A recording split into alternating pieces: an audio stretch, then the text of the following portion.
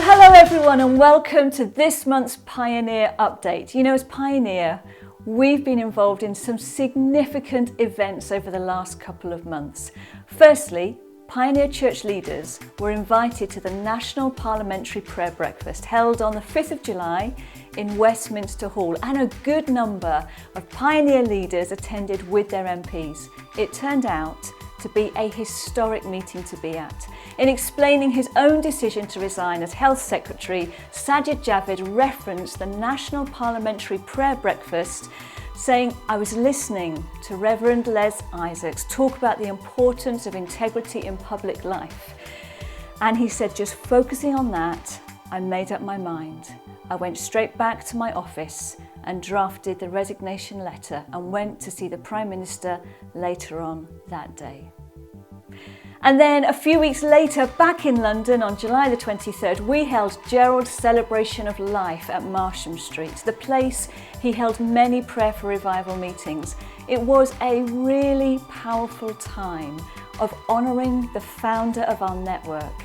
And we were able to look back at all that Gerald was involved in, from starting Pioneer to Wembley to March for Jesus. We had video tributes from people like Sir Cliff Richard, Nicky Gumbel and Martin Smith.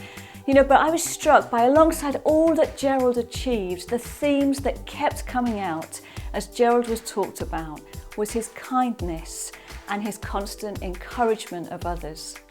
Steve Clifford hosted the Thanksgiving, and Dave and Pat Bilbrough and Sue Rinaldi led us in worship.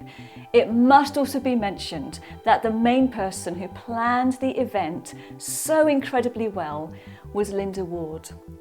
And she, more than anyone, ensured that Gerald was honoured in the most appropriate way.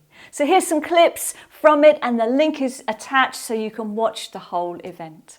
Welcome to this celebration of the life of Gerald Coates.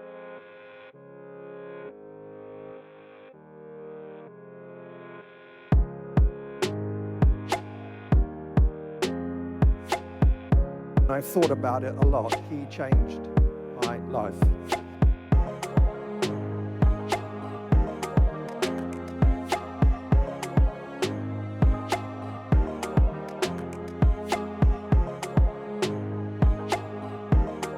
Gerald was always so encouraging and always cheering us on. We are so grateful. So Gerald has been promoted to glory, and he's now in the great cloud of witnesses with others that we love. But his legacy lives on in all of us here. And so we are determined to keep pioneering and to run our part of this relay race really well.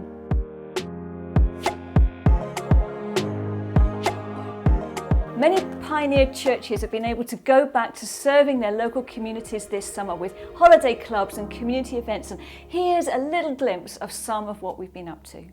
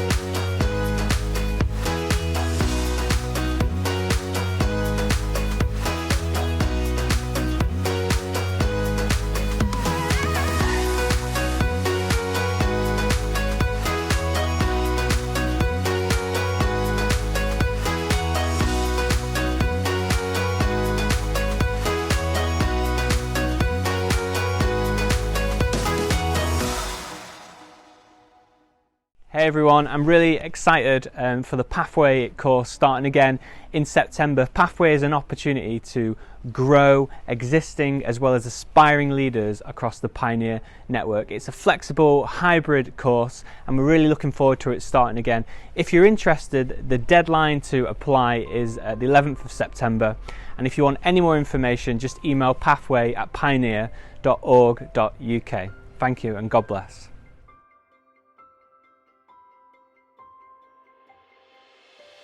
As the summer comes to an end, now's the time to start thinking about the opportunities that Christmas brings us. I wonder if there were some good ideas that you stumbled across in lockdown that are worth doing again. I heard about car park carols and Christmas hampers being delivered to doorsteps and Christingle packs given to friends and neighbours to join in online. Lastly, there is more online safeguarding training available in September and a youth leaders Zoom get-together on Monday the 12th of September. So if you are involved in youth, make sure you get along to that.